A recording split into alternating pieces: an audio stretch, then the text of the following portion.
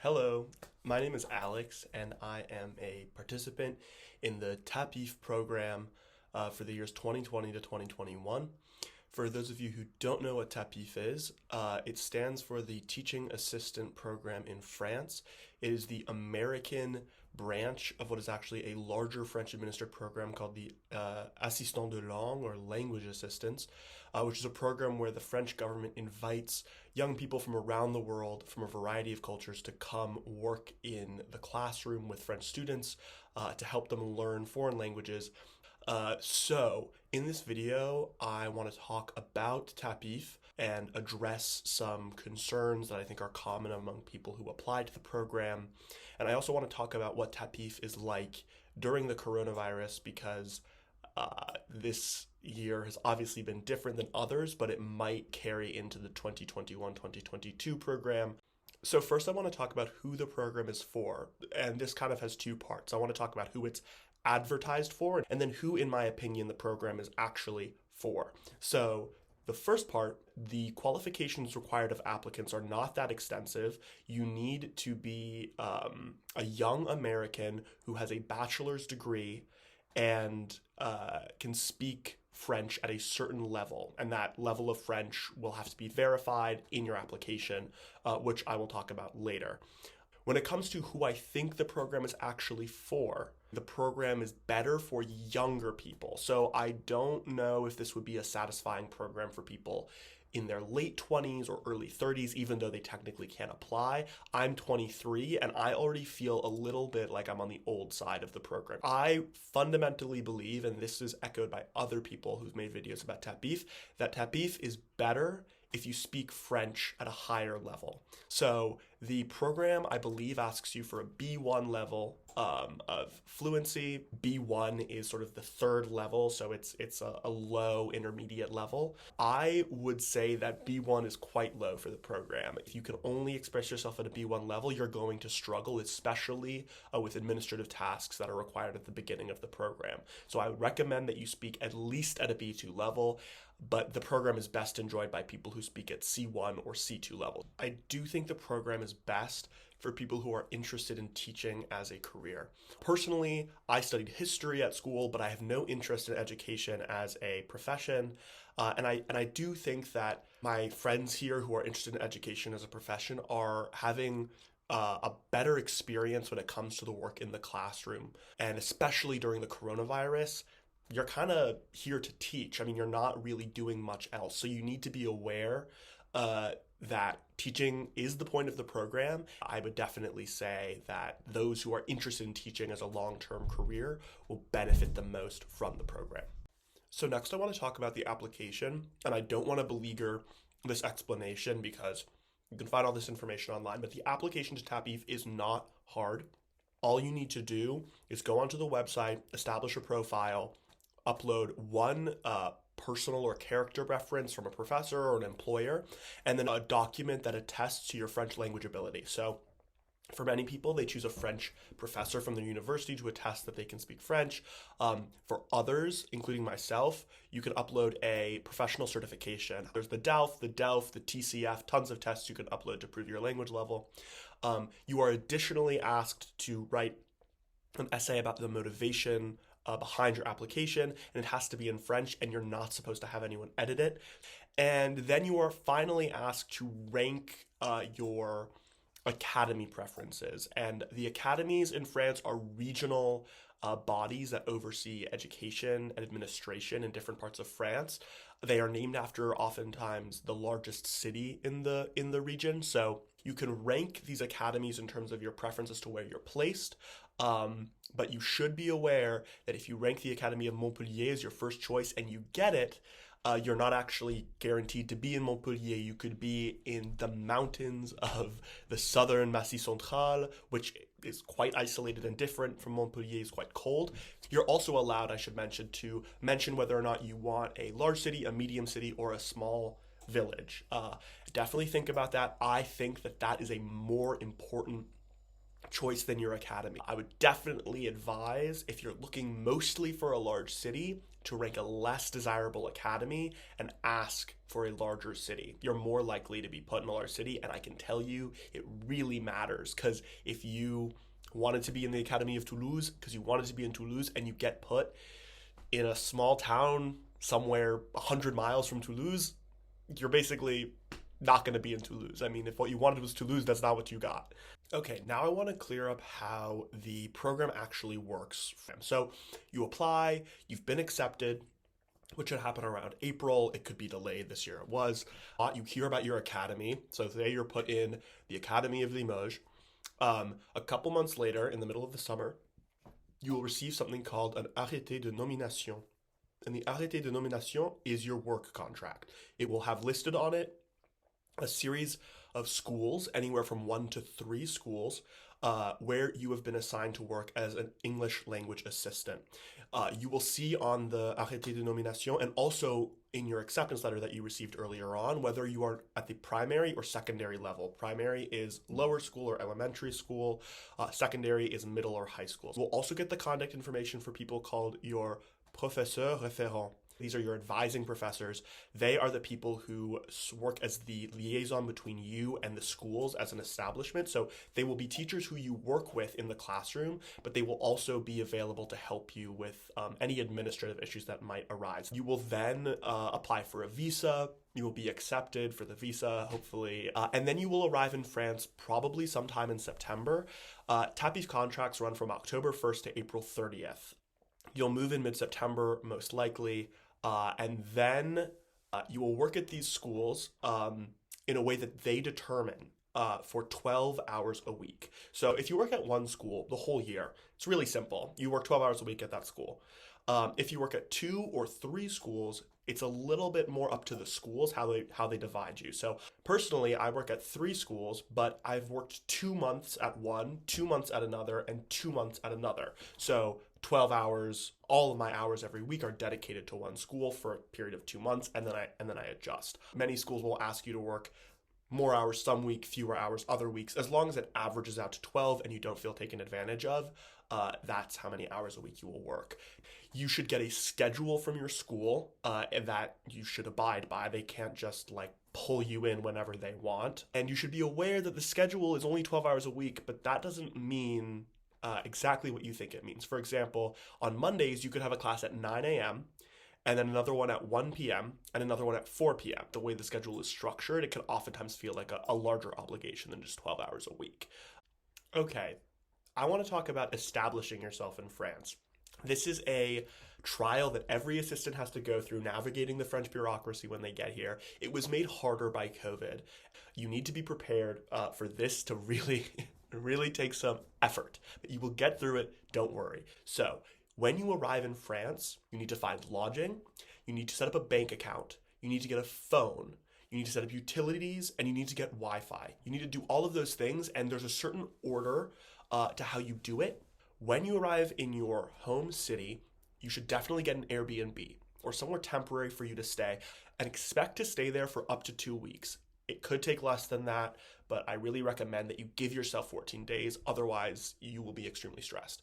When you arrive, you have nothing to do, hopefully. This is before your work contract. You have nothing to do except for establish yourself. So you need to put your head to it. You need to put the pedal to the metal and get this done, because it's existential. You need somewhere to live. So you need to start looking on Le Bon Coin. Le Bon Coin is a sort of a French version of Craigslist and has listings for apartments that are furnished. You're definitely going to want a furnished apartment unless you are interested in furnishing your own apartment. But that would be a big burden on you. So I don't recommend it. So look for furnished apartments, which are called meublés. So look for meublés, set your budget, and then you need to start calling people. So you're going to find listings on Le Bon Coin.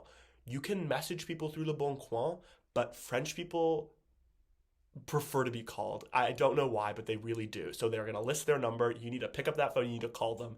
If your French is rusty, if your French is not that great, I hear you. I empathize. I've been there. but you need to do it. So you need to call and ask to see the apartment. They're going to ask you for information about yourself. They're likely going to ask you for information about your job and about your guarantor. So for your job, you can tell them that you have a CDD, which means a short-term contract. You don't have an unlimited contract or a CDI, which is like the gold standard of French employment. You have a CDD. If they're like, oh, a CDD, that's great. Who's your guarantor? For a guarantor, you either need a French person who makes 3 times the monthly rent to sign on, but the best way to do this is to go through Visal, which is the government-sponsored guarantor program. They will probably guarantee you to up to 450 euros a month. If you tell them you have Visal, some of them will be like, oh, I don't want Visal. So then you're down to the people who want your CDD and they want your Visal, and they're like, you need to come see it.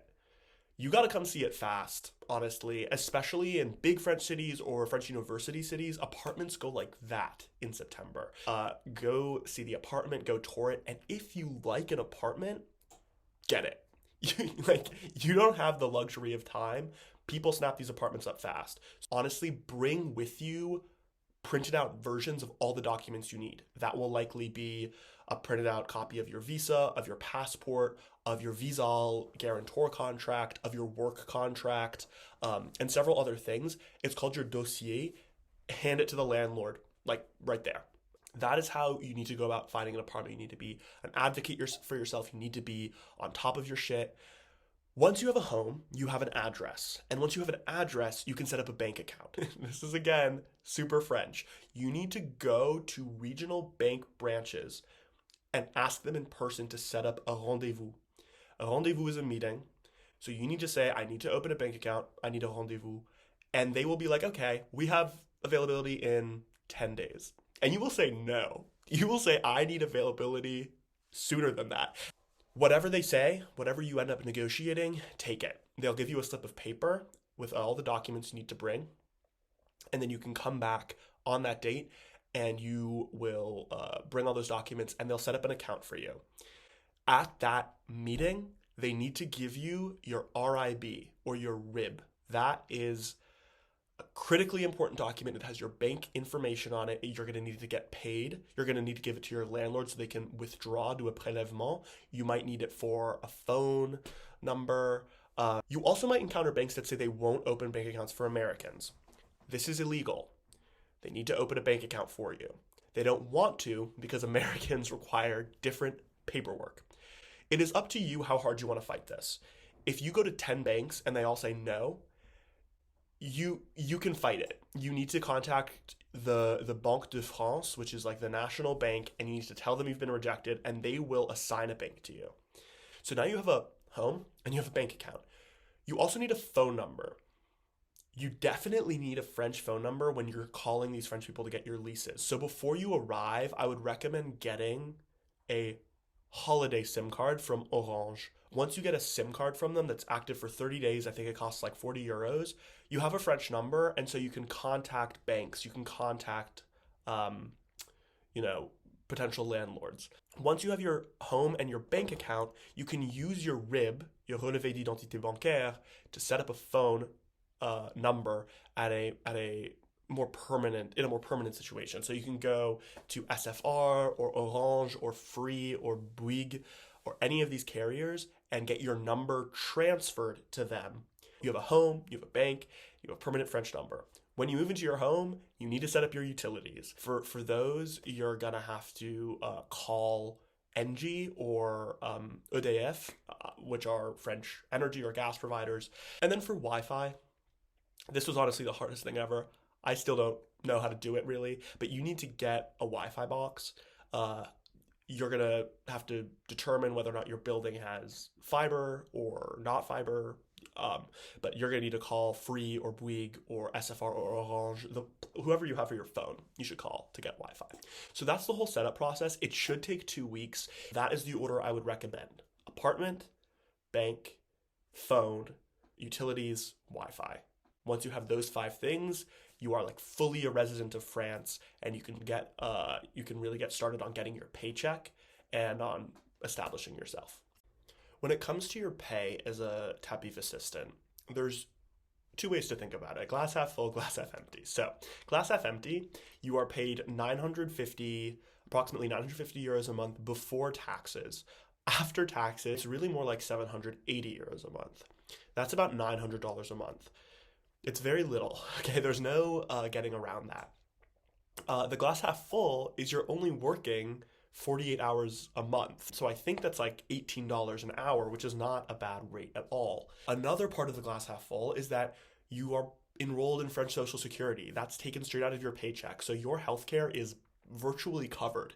So, $18 an hour, full healthcare benefits, but it gets even better because as an assistant, you are eligible for state aid. You're eligible to sign up for something called the CAF. The CAF is La Caisse d'Allocation Familiale. It is the French Social Security program that administers many forms of state aid. The one that you are eligible for is the aid for housing and lodging. So my rent in Limoges is 320 euros a month. It's really, really low. I mean, I have my own studio. It's small, but it's in the center of the town, and it's 320 euros a month. Then I applied for the CAF, and the CAF gives me 225 euros a month off my 320. So now I'm paying 95 euros a month for my rent, which is nothing. I can do another video later about applying for the CAF if there's interest, but basically you should know that this is something that's available to you as an assistant. So when you look at the income and you see 750, you shouldn't see 750. You should see 750 and healthcare and rental assistance. So it's more than what it looks like. But regardless, it's not luxury. You should come here with money. You should come here with savings. I think Jalen and Maria are two other former TAPIFers. And in one of their videos, I think Jalen says, get your money right before you come. And I think that's good advice. You need to get your money right before you get here. You're going to eat into your savings. But one of the things that COVID has done to the TAPIF program is that you have a lot fewer opportunities to spend your money. The fall of 2021 is anything like the fall of 2020. You won't be spending a lot of money. You won't be able to go to restaurants. You definitely won't be drinking. You really won't be traveling. So when you're considering doing TAPIF and you're considering the budgetary constraints, you should know that TAPIF during COVID is a much cheaper experience than TAPIF before COVID. Could actually end up being a money-making experience for you, which is not common for TAPIF. You could leave this program with more money than you came into it with, which is not the point of the program, but could be a nice added benefit in this otherwise not great time. So I hope you guys enjoyed the video. Just wrapping up here with some videos of my time in France so far, sometimes before the first confinement, sometimes during, just some of the beautiful things I've been able to see while I'm in TAPIF. Some videos from La Rochelle, from the Dordogne, which is in the south of France, just to show that even during COVID, there's a lot of fun to be had here and a lot of beautiful things to see. So hope to talk to you guys soon, and have a wonderful day.